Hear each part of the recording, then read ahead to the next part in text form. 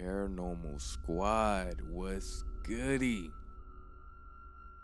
Hope everything is well. Hope everybody' day is going well. This is your host, James, aka Assassin, however you know me. Um, First and foremost, I want to thank you for tuning in. Make sure you like, comment, and subscribe if there's any type of content that you would like to see on the channel, as well as places that you would like for me and the crew to investigate. Just drop it below. Either you can drop it below or you can send it to my email at paranormallegendssociety@gmail.com. All right, let's get to it. Today, I have more ghost stories for you. I got more stories that viewers have sent in, and without further ado, we're going to get right into it. All right, so this first story is coming from Major 420, and it goes like this. When I was younger, I had a next door neighbor named Lexi, and she was my best friend. Our parents would go on motorcycle trips with each other, and we would camp out at one of our houses until they came back. It was normal for us. We never had any paranormal events prior to this specific night. We were sitting in the bedroom talking and doing what we normally did. We saw a bright light through her window, followed by the sound of motorcycles pulling onto the gravel driveway. We instantly thought, okay, our parents forgot something. But before we could even get up to leave the bedroom, we heard a knock and a soft woman's voice say, "Hello." The front door opened. This was a familiar sound because the door scraped against the hardwood flooring. We panicked. We thought it was an intruder at this point because the woman didn't sound like any of our family. We have very texting voices. We scouted the house, scared out of our minds, just to find the front door wide open and nobody in the driveway. Nobody was in the house.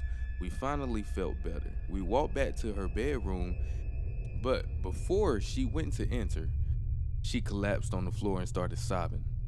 I didn't know what was happening. I was scared, and she told me something as tall as the door frame was standing in her parents' bedroom. After our parents returned, her family continued to have paranormal activity in their house. They moved out too. Wow. That's wild. That's wild. I appreciate the submission. I do. Yeah, stuff like that is wild. It must have been an old house. It probably was an old house because that right there just sounded like some residual type energy or like a residual haunting going on. And yeah, as tall as the bedroom frame. That's crazy. All right. But I don't blame him. I would have moved out too. Ain't no way. Ain't no way. But best believe it's very it's very common to see tall figures like that. A whole lot of people see them, especially in a whole lot of these paranormal experiences that people have. I've seen them before, so it's crazy. The next one is Gemini Love CA. I know it sounds like something straight out of a movie, but it's 100% what happened to me about 24 years ago. When I was still relatively newly married, my then husband and I moved into a townhouse style apartment. The two floors on our apartment were the second and third floors of the building, and the management office and mailbox area was almost directly below us on the ground level. Important for later. The woman who managed the building was older, didn't care for the property too well, and usually spent most of the days chain smoking Camel non filters in her office and being a hateful old racist. Imagine renting a place from Juno the social worker from Beetlejuice, but less helpful. She really resented that we had the townhouse, claimed we lied about me being pregnant when we moved it. I'm guessing that's supposed to be moved in. Because she didn't want to rent that unit to people with kids. She also made a few disparaging remarks about my husband due to his race. She was a real peach, truly. So after kiddo was born, I was a som, just busy keeping the house clean and the baby occupied without a car or local mom friends. After lunch, the kiddo needed a bath. Anyone who's fed a 9-month old baby knows the mess that can happen. So I went upstairs and ran the tub. Soon I had the baby sitting happily, splashing in one of those suction cup bath seats. Important to note, it's in the middle of winter and we had no heat, an issue I've been fighting Juno, the landlord, about for a while. Among other maintenance issues like my arc and ceiling fan or the garbage disposal that was held on with duct tape and leaked. We basically had to keep a space heater or two in every room to keep the chill off. I had taken one of the space heaters in the bathroom to keep the bathroom warm enough for bath time, and had it sitting out of reach and splashing distance on the top of the bathroom counter. I was standing in the bathtub, getting ready to lift the baby out when all of a sudden the space heater started to rock back and forth when it had not been rocking before. I had this horrible feeling of dread as I looked at the heater, and I just reacted because I knew I couldn't get both of us out of the tub in time. I reached down to grab the baby seat, ended up pulling it up off the tub and dropping the baby over the side of the tub to the bathroom floor just as the heater got to the end of the cord. It thumped into the shower door, bounced off the edge of the tub, and landed on its side on the floor a couple inches away where it shut off. It had auto shut off just in case it got tipped over. When I looked over to the corner of the bathroom, the part of the room just seemed to get darker, like it was filling up with shadows. There was no smoke, no change in lighting, no windows, so no sun going behind the cloud, etc.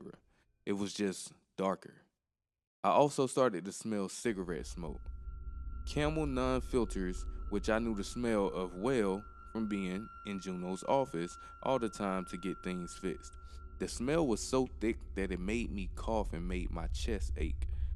But I couldn't see any smoke haze, and I felt this overwhelming sensation of hatred and malice, like someone was standing there giving me the death glare. I grabbed the baby and a towel and ran downstairs. I was so freaked out I couldn't bring myself to go back up there. So I used some diapers from the diaper bag and kept the baby wrapped up in the towel and cuddled to stay warm. I stayed down there the entire rest of the day until my husband got home. Every so often, I'd look upstairs to the bathroom, but I didn't want to take the baby up there and I was afraid to leave him alone downstairs. When he asked why the baby wasn't dressed, I told him about the heater and the smoke in the bathroom and he went up and checked, figuring it was just yet another maintenance issue. There was no electrical issues, no damage to the outlet, no smoke, no cigarette smell. He put the heater back on the counter and turned it on, watched it for a few minutes, and it didn't rock. So, it didn't rock itself off the counter earlier. He laughed it off, but later that day, we heard Juno's adult son downstairs near the mailbox yelling his head off at people. And that's when we found out she had a massive heart attack in her office earlier that day, and he found her dead in her chair with a camel non filtered still in her hand. Mmm. Oh, that was a good one. I appreciate that. That was a great submission. I appreciate that. Yeah, this is coming as well. When people transition, it's oftentimes where, like, right after they transition, they try to make it known. So from that right there, she probably did that, probably thinking that you was gonna go downstairs just because you smelt the cigarette smoke and you would be able to actually find her passed away in her office. It could be a multitude of ways of why she did that. Okay then. So we got time for one more. I don't want to make this video too long. So the next one comes from Kemosabi 4. All right. I've had a few supernatural experiences, but the one I usually go to when I work in the supermarket.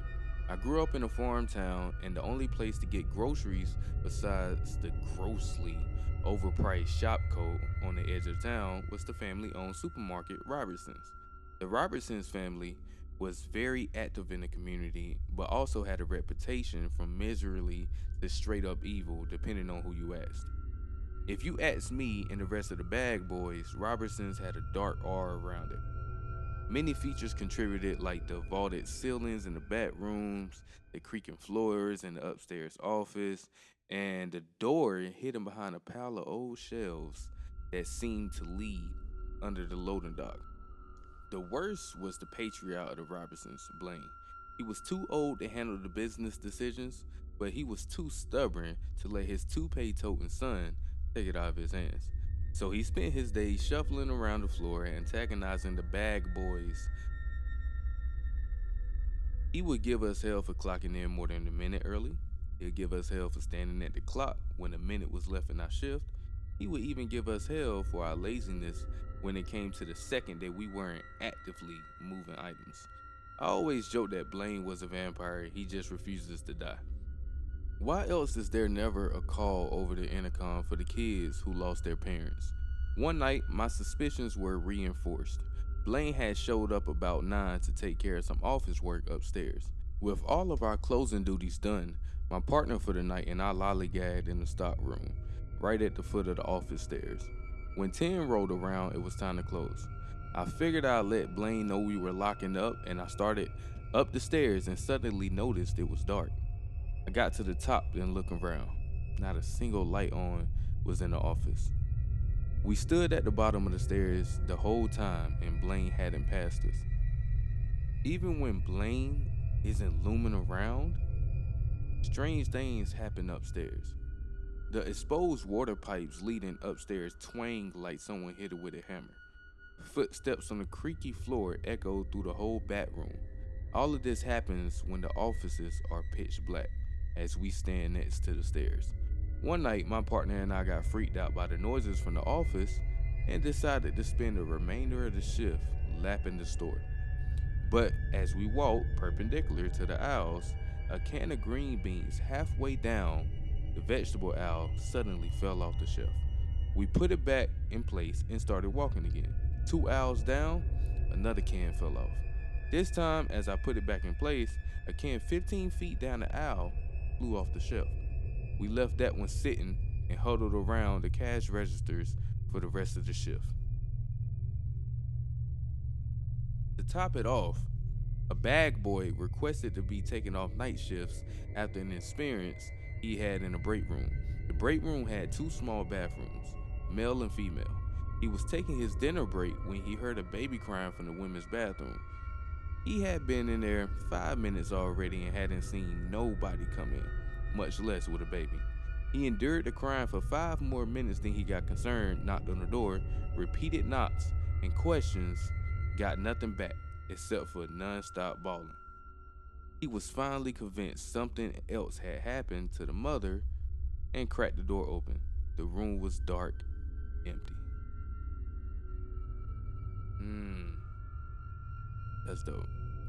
That's dope. Yeah. So what happened with Blaine? Obviously, that building, either the building got some history intertwined with it, or the family. More than likely, the family. That's wild. Yeah. Mm. Almost sounds kind of like Anson. Definitely sounds like something that would happen to Anson. Well, that'll be it for today's episode. I hope you enjoyed those good stories. Great stories. Great stories.